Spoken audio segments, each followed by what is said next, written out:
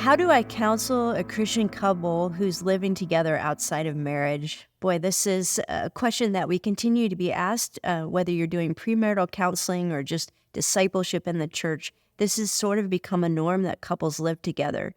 So first of all, I would encourage you not just to counsel the couple, but get to know and disciple the individuals. I think one of the things that has happened in our culture today is people couple up and they see themselves before marriage as a couple identity instead of individual followers of Christ. And if you only meet with these individuals as a couple, you may never get to the root of what's really happening. Is one of them afraid of losing the other if they were to not live together? Is there pressure involved? Is there shame involved? Do they have different journeys in terms of their relationship with God? Maybe one is a believer and one is not. So get to know them as individuals and not just as a couple. Secondly, I would encourage you to disciple them in biblical sexuality.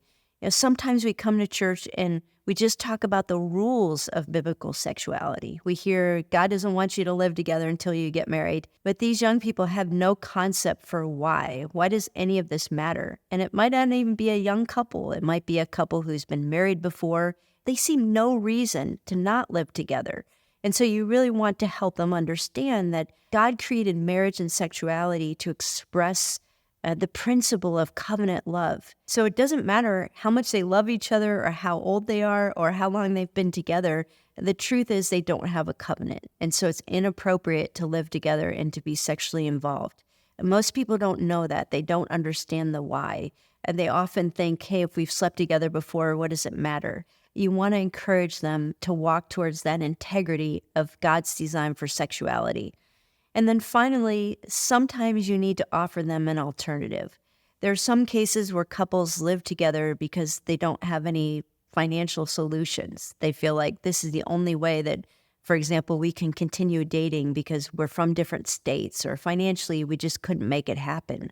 And if it's possible, I think it's great for the family of God, the church community, not just to say you need to change your living arrangements, but actually provide for that to happen. There's probably someone in your church body who has an empty basement and a bedroom there where somebody could stay, which provides a way of escape. Scripture says that God provides that way of escape. And sometimes you're the one that can foster that kind of alternative to living together.